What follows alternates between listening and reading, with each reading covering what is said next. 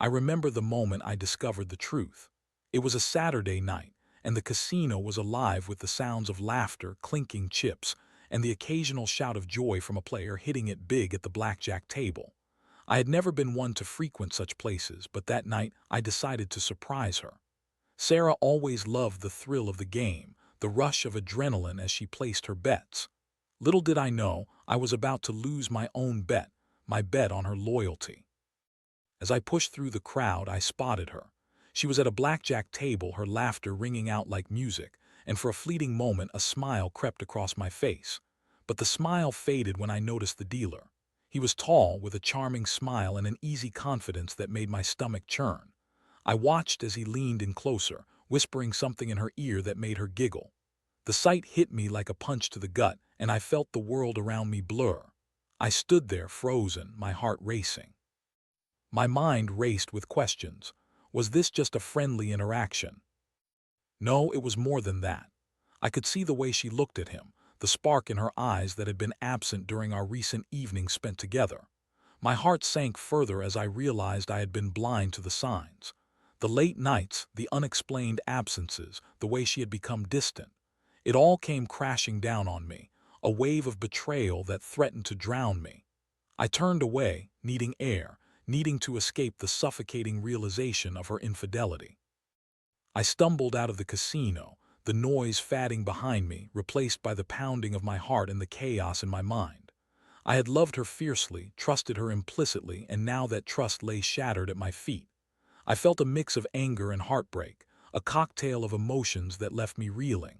How could she do this to me, to us? I walked aimlessly through the streets, my thoughts racing. The laughter that had once brought me joy now felt like a taunt. I thought of all the dreams we had shared, the plans for the future that now seemed like a cruel joke. I was a fool to think we were happy, to think that our love was untouchable. In that moment of clarity, I knew I had to confront her, to demand answers. But how? What could I say that would make her realize the depth of her betrayal? The night dragged on, and I found myself at home, sitting in the dark, replaying the scene over and over in my mind. I felt like a puppet, strings cut, left to flounder in a world that no longer made sense. I needed to understand why she had chosen him over me. Was it the thrill of the game? The allure of a man who could offer her something I could? The questions clawed at me, and I felt a deep-seated anger bubbling beneath the surface. As the dawn broke, illuminating the room around me, I realized I was no longer just a heartbroken husband. I was a man betrayed, and I would not let this stand.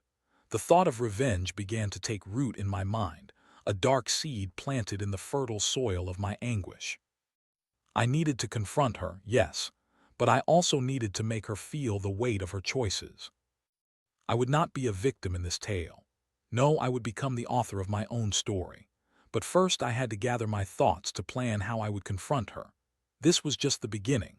I could feel the storm brewing within me, and I would ensure that when the dust settled, she would lose more than just a game. Before the betrayal shattered my world, Sarah and I had built a life together that I thought was solid, a life filled with laughter, shared dreams, and the kind of love that felt invincible. We had met in college, two young souls navigating the chaos of classes and late-night study sessions. I was drawn to her vibrant spirit, her infectious laughter, and her passion for life. We spent countless evenings at local coffee shops, discussing everything from our dreams to our fears, forming a bond that felt unbreakable. After graduation, we took the plunge and moved in together. It was a modest apartment filled with mismatched furniture and the scent of takeout that lingered long after dinner. But it was ours, and it felt like a sanctuary. We had our routines: Friday game nights with friends, Sunday brunches at our favorite cafe, and quiet evenings spent curled up on the couch, binge-watching our favorite shows. I thought we were happy. I thought we were building a future. But as the years passed, the cracks began to show. Life had a way of creeping in, and the excitement of our early days faded into the monotony of daily routines. I worked long hours at a marketing firm, pouring my energy into my job to provide for us. Sarah took a position as a waitress at a nearby restaurant, and while it was a decent job, I could see her frustration growing. She longed for more excitement, more adventure, more life. I could sense her restlessness, but I brushed it aside, convinced that we would make it through the rough patches together. The signs were there if I had only chosen to see them. I remember the late nights when she would come home exhausted, her eyes clouded with a mix of fatigue and something else I couldn't quite place. The moments when she would glance at her phone, her face lighting up with a secret smile that made my stomach twist. I had dismissed those moments as trivial, as fleeting distractions in the grand scheme of our lives. I had trusted her, believed in our love, and now it felt like a cruel joke. I tried to create moments of connection, to reignite the spark that seemed to flicker between us. I planned weekend getaways, surprise date nights, and heartfelt conversations over candle-lit dinners. But each attempt felt like a band-aid on a gaping wound. There was a distance between us that I couldn't bridge, and I could feel her slipping away even as I reached for her. Then came the casino nights, an unexpected twist in our routine. I had never been a fan of gambling, but Sarah found herself drawn to the thrill of the tables. At first, I joined her, enjoying the atmosphere and the excitement. We would laugh and cheer as we placed our bets, but soon I noticed her spending more time at the casino without me. She would go with friends, and I convinced myself that it was harmless fun, a way for her to unwind from the stresses of work. But deep down, I felt a twinge of unease. I couldn't shake the feeling that something was off. I remember one night after she returned home late, her cheeks flushed and her laughter a little too loud. I had asked her about her night, and she had brushed it off, claiming it was just a fun evening with friends. The way she avoided my gaze told me everything I needed to know. I had ignored the signs, hoping they would fade away, but they only grew stronger, louder, until they culminated in the moment I saw her with that dealer. As I sat in the darkness of our apartment replaying the memories, I felt a mix of nostalgia and regret. We had shared so much, our dreams, our fears, our love. But now I couldn't help but feel like a stranger in my own life. The realization that my wife had sought solace in the arms of another man, a blackjack dealer no less, twisted the knife deeper into my heart. I had failed her, failed us, and I couldn't ignore the anger that simmered beneath the surface. I knew I had to confront her, but I also knew that this was no longer just about betrayal. This was about reclaiming my power, about ensuring that she understood the consequences of her actions. I would not allow her to walk away unscathed. If she wanted to play a game, then I would make sure I was the one holding the cards. The more I thought about it, the more I realized that I needed a plan. I needed to gather information to understand the extent of her betrayal before I confronted her. I had to know who this dealer was, what their relationship entailed, and how I could use that knowledge to my advantage. The stakes were high, and I was determined to come out on top. The days that followed my discovery felt like a blur, a haze of anger and confusion that clouded my every thought. I knew I had to find out more about Sarah's affair with that blackjack dealer. I needed to understand the depths of her betrayal before I confronted her. The thought of her laughter echoing in my mind, the way she had looked at that man, made my blood boil. It was time to dig deeper. I started my investigation quietly, trying to keep my emotions in check. I couldn't let her see the storm brewing inside me. I began by visiting the casino more frequently, under the guise of wanting to spend time with friends. I would sit at the bar, nursing a drink, and watch the tables from a distance. I hoped to catch a glimpse of her, to see if she was still involved with the dealer. Each night I went, I felt like a detective, piecing together the fragments of a story that had shattered my world. It didn't take long before I spotted her again. She was at the same blackjack table, and the dealer was there too, his charming smile flashing as he dealt cards. I watched closely, my heart pounding. Sarah seemed completely at ease, her laughter mingling with the clatter of chips and the chorus of voices around her. I felt a knot tighten in my stomach as I realized just how far their relationship had progressed. It was more than just a fling. It was an affair built on the thrill of the game and the allure of something forbidden. I began to observe their interactions with a keen eye. I noticed how he leaned in closer to her, how they shared whispered conversations that seemed to spark excitement in her eyes. Each laugh, each touch, felt like a dagger to my heart. I wanted to scream, to pull her away from him and demand answers, but I knew I had to be patient. I had to gather evidence to make her understand the weight of her choices. Over the next few weeks, I became a regular at the casino. I learned the dealer's name, Mark. He was well liked among the patrons, a charismatic guy who had a way of making people feel special. The more I watched, the more I understood how Sarah had fallen for him. He was everything I wasn't: fun, carefree, and seemingly unburdened by the weight of responsibility. I could see the thrill in her eyes that had been missing for so long, and it made my blood boil.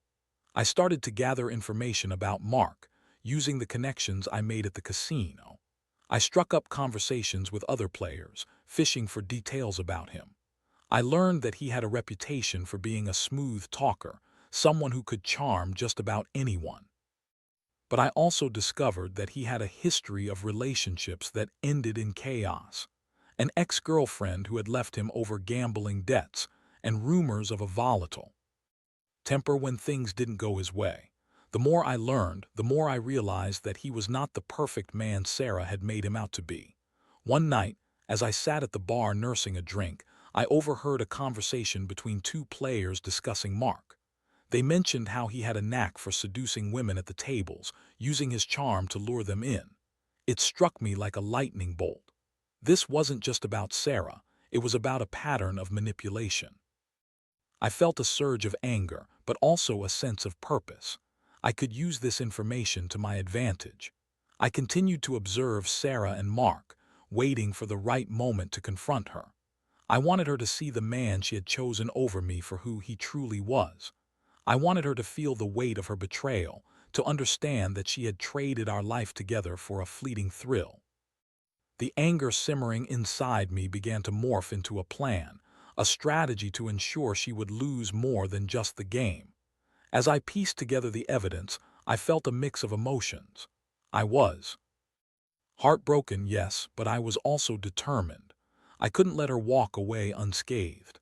I wanted her to understand that love wasn't a game to be played with, that trust was not something to be easily discarded. I was ready to confront her, but I needed to make sure I had everything in place. The plan began to take shape in my mind. I would gather the information I had learned about Mark, the stories of his past relationships, and the way he had manipulated Sarah into believing he was something he was. I would expose him for who he truly was, and in doing so, I would force Sarah to confront the reality of her choices. I would make sure she understood the consequences of her actions, that she couldn't just waltz back into my life without facing the fallout. As I prepared for the confrontation, I felt a strange sense of calm wash over me. I was no longer the heartbroken husband. I was a man on a mission. I would stack the deck against her and ensure that when the cards fell, she would be the one left holding an empty hand. The day of the confrontation arrived, and I felt a mix of anxiety and determination coursing through my veins. I had spent countless nights planning this moment, rehearsing what I would say, how I would present the evidence of Sarah's betrayal. I had gathered information on Mark, the dealer who had stolen her heart, and I was ready to lay it all out before her.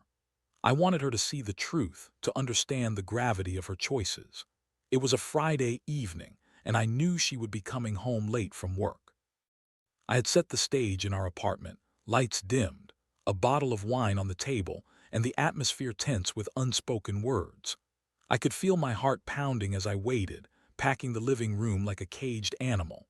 I rehearsed my lines, my voice steady in my head, but I knew that once she walked through that door, all my carefully crafted words could crumble under the weight of emotion. When she finally arrived, I could see the surprise on her face as she walked in. She paused, taking in the scene, and I felt a flicker of hope that maybe she sensed something was amiss. "Hey, you're home early," she said, her voice light, but I could hear the nervous undertone.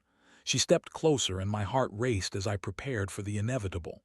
"Sarah, we need to talk," I said, my voice steady but laced with urgency. Her expression shifted, the lightness fading as she took a step back, sensing the gravity of my words. "I know about Mark," I continued, watching as her face paled. "I saw you at the casino. I saw how you looked at him, how he looked at you."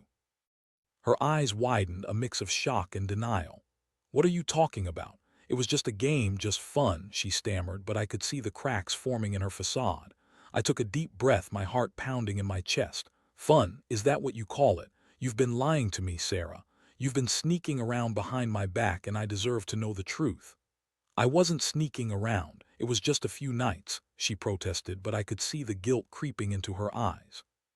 I pressed on, feeling the anger bubbling to the surface. A few nights, the laughter, the whispers, the way you flirted with him, it was more than just a game. I took a step closer, my voice rising. You've betrayed me in the worst way possible, and I deserve better than this.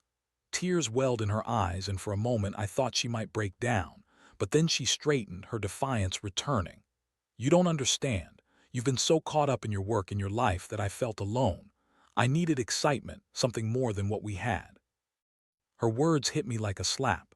So you thought cheating on me was the answer. You thought running to another man would fill the void. I shook my head in disbelief. You could have talked to me, Sarah. We could have worked through this together. I didn't think it would go this far, she cried, her voice cracking. I didn't mean to hurt you. I just wanted to feel alive again. I took a step back, feeling the weight of her admission settle over me. Alive. With a dealer who's known for seducing women at the tables. You think that's what you need? I pulled out the evidence I had gathered, the stories from the casino, the whispers of Mark's past, and laid them out before her. This is who you've chosen over our life together, a man who has nothing to offer but a fleeting thrill. Her eyes widened as she scanned the papers. I could see the realization dawning on her, the weight of her choices crashing down like a tidal wave. I didn't see that side of him, she whispered, her voice trembling. That's because you were blinded by your own desires, by the excitement he offered, I said, my voice steady but filled with pain. You didn't think about what you were throwing away. You didn't think about us. I felt a surge of anger mixed with sadness, the realization that the woman I had loved so deeply was standing before me, changed. I wanted her to feel the weight of her betrayal, to understand the consequences of her actions. But part of me still clung to the hope that there was a chance for redemption, that we could salvage what was left of our relationship. Sarah, I want you to think about what you've done, I said, my voice softer now. Think about what you're willing to throw away for a moment of passion. You need to decide what you truly want. Do you want this life with me, or do you want to chase the thrill of a game? She looked up at me, tears streaming down her cheeks. I don't know, she admitted, her voice barely above a whisper. I don't know what I want anymore. And that's the problem, I said, feeling the weight of her uncertainty. You need to figure it out. But know this, Sarah, I won't be a pawn in your game. If you choose him, then you need to understand that you lose me. And when you realize what you've lost, it may be too late. With those words hanging heavy in the air, I turned and walked away, leaving her to confront the reality of her choices. I felt a mix of relief and heartbreak, knowing that I had finally confronted her, but also realizing that the battle was far from over. I had laid the groundwork for my revenge, and now it was time to execute my plan. After the confrontation, I felt a strange sense of clarity mixed with the heavy weight of betrayal. I had laid my cards on the table, and now it was time to take the next step in my plan for revenge. I wasn't just going to let Sarah walk away unscathed. I wanted her to feel the consequences of her actions, to understand the depth of her betrayal. I was going to stack the deck against her, ensuring that she lost more than just a game. The first step in my strategy was to gather as much information as I could about Mark. I needed to understand his weaknesses, his vulnerabilities. I had learned that he had a reputation for being reckless, and I intended to exploit that. I spent more nights at the casino, mingling with players and dealers, all the while keeping my eyes on Mark. I learned his habits, the times he would be at the table, and how he interacted with other players. The more I observed, the more I realized that he thrived on the thrill of the game, the rush of adrenaline that came from high-stakes gambling. One evening, I overheard a conversation between two players discussing Mark's recent losses at the blackjack tables. They mentioned how he had been chasing after a big win, trying to recover his losses, and I knew that was my opening. I needed to make him feel invincible, to lure him into a false sense of security. If I could get him to take bigger risks, he would inevitably fall harder when the house always won. I devised a plan to manipulate the situation. I would spread rumors about a high-stakes game being organized at the casino, a game that would attract the best players, including Mark. I started by subtly mentioning it to a few acquaintances at the bar who were eager to spread the word. Within days, whispers of this elusive game began to circulate, drawing in players like moths to a flame. As the date for the game approached, I made my move. I approached Mark, feigning friendship and camaraderie. "Hey, I heard about the big game coming up," I said casually, leaning against the bar. "I bet you're excited. I've seen you play, and you've got the skills to take it all." Mark's eyes lit up at the mention of the game, and I could see the thrill of competition igniting his ego. "Yeah, I've been waiting for a chance like this," he replied, his confidence radiating. "I plan to clean up. Just be careful," I warned, dropping my voice to a conspiratorial whisper. "I've heard some players are really good. You might want to keep your guard up." He nodded, his competitive spirit ignited. I could see the wheels turning in his mind, the temptation of glory clouding his judgment. It was perfect. I had planted the seed of ambition, and now all I needed to do was sit back and watch as he fell deeper into the trap. As the night of the high-stakes game arrived, I felt a rush of adrenaline myself. I had positioned myself as an observer, blending in with the crowd of eager players. The atmosphere was electric, and I watched as Mark entered the room, his confidence palpable. I could see Sarah in the distance, her eyes following him, a mix of admiration and concern on her face. I wanted to scream at her to see the truth, to recognize the man she had chosen, but I held my ground, ready to execute the final part of my plan. The game began, and I watched intently as Mark played. He started strong, winning hand after hand, his ego swelling with each victory. I could see the excitement in Sarah's eyes as she cheered him on, completely oblivious to the storm brewing beneath the surface. I knew that the more he won, the more reckless he would become, and I was right. As the night progressed, Mark began to gamble larger amounts, chasing the high of his earlier wins. I could see the tension building as he placed increasingly risky bets, the thrill of the game consuming him. I leaned closer to the dealer, engaging him in conversation, casually mentioning Mark's growing reputation among the players. "He's on fire tonight," I said, pretending to be impressed, "but I wonder how he'll handle the pressure when it counts." The dealer nodded knowingly, and I could see the glimmer of understanding pass between us. It was a game, and I was playing my part well. As the final round approached, Mark was on the brink of losing it all. I could see the nervous energy radiating from him, the desperation in his eyes as he placed an enormous bet on the next hand. I felt a thrill of satisfaction as I watched him gamble everything he had, unaware of the trap I had set for him. The dealer dealt the cards, and I held my breath, knowing that the house always had the upper hand. Mark's confidence faltered as the cards were revealed, and I could see the realization dawning on him. He had lost. The weight of his choices crashed down, and I reveled in the moment, knowing that Sarah would witness the man she had chosen face his downfall. As Mark stood up from the table, defeated and humiliated, I felt a mix of triumph and sorrow. I had achieved what I set out to do, but the reality of the situation felt bittersweet. I had stacked the deck against her, ensuring that she would see the consequences of her actions. But as I glanced at Sarah, I saw the pain in her eyes, and for a moment I questioned whether revenge was truly the answer. But it was too late for second thoughts. The damage was done, and I had to see this through. The night would end with revelations, and I would make sure that Sarah understood the full impact of her choices. As the dust settled from the chaotic night at the casino, I felt a mix of triumph and unease. Mark had lost everything he had gambled that night, and I could see the fallout ripple through the room. But it wasn't just about him. It was about Sarah, the woman I had loved, who had stood by and cheered for a man who had betrayed our life together. I had stacked the deck against her, and now I had to confront her with the truth. I found her leaning against the wall, her face pale and her eyes wide with disbelief. She looked lost, and for a moment my heart ached for her. I had wanted her to feel the weight of her choices, but seeing her in this state made me question whether I had gone too far. "Sarah," I said softly, stepping closer. She looked up at me, tears welling in her eyes. "I can't believe he lost," she whispered, her voice trembling. "I thought he was going to win big. I thought he was different." "He's not different, Sarah," I replied, my voice steady but filled with emotion. "He's a gambler just like so many others. He played you and you let him." The words hung heavy in the air and I could see her grappling with the reality of what had transpired. "I didn't mean for it to go this far," she said, her voice breaking. "I just wanted to feel alive again. I didn't think I would fall for him like this." I shook my head, feeling the anger bubbling beneath the surface again.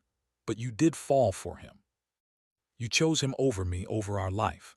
You wanted the thrill, the excitement, and now look where it's gotten you." Her face crumpled and I watched as the realization hit her. "I was wrong," she admitted, her voice barely above a whisper. "I didn't see it then, but now I do. I thought I could find something I was missing, but all I found was more pain." The weight of her admission settled over us, and I felt the tension in the air shift.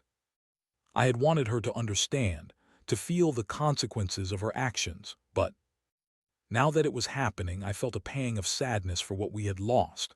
"Sarah, I need you to understand that this isn't just about Mark. It's about us, about the trust we had built together. You broke that trust and it's going to take time to heal." She nodded, her tears flowing freely now. "I know, I never wanted to hurt you. I thought I was looking for excitement, but I realize now that I was just running away from our life together." I took a deep breath, feeling the anger that had fueled my revenge begin to dissipate. "What do you want, Sarah?" I asked, my voice softening. "Do you want to fight for what we had, or do you want to walk away?" She looked at me, her eyes filled with uncertainty. "I don't know," she admitted. "I have to think about it. I need to figure out if I can rebuild what we lost." I felt a flicker of hope, but I also knew that it wouldn't be easy. Trust had been shattered and it would take time to rebuild. "If you want to try, we can work through this together," I said, my voice steady. "But it's going to take honesty, commitment, and a willingness to face the pain of what happened." "I want to try," she said, her voice filled with determination. "I want to make this right. I want to fight for us." As we stood there, two broken souls trying to piece together the remnants of our relationship, I felt a sense of resolve wash over me. I had sought revenge, but in doing so, I had also opened the door to healing. It wouldn't be easy, but I was willing to try, willing to fight for the love we had once shared. In the days that followed, we began to rebuild. It wasn't easy. There were moments of doubt, anger, and pain, but we faced them together. We learned to communicate openly, to express our feelings and fears without judgment. Slowly, we began to rediscover the love that had drawn us together in the first place. Mark, on the other hand, became a ghost from our past. I ensured that Sarah understood the reality of who he was, the manipulator who had taken advantage of her vulnerability. She learned to see him for what he truly was, a distraction, a thrill, but ultimately not worth sacrificing our relationship. As we navigated this new chapter together, I realized that revenge had not been the answer I had sought. Instead, it had led me to confront the raw truth of our relationship. The experience had changed us, but it had also brought us closer, forcing us to confront our fears and desires. In the end, I learned that love was not just about the highs, it was also about weathering the storms together. I had stacked the deck against her, but in doing so, I had also opened the door to a new beginning. We were no longer just husband and wife. We were partners, learning to navigate the complexities of love and trust together. As I looked at Sarah, I felt a renewed sense of hope. We had faced the darkness, and now we were ready to embrace the light. Together, we would write the next chapter of our story, one built on honesty, resilience, and love.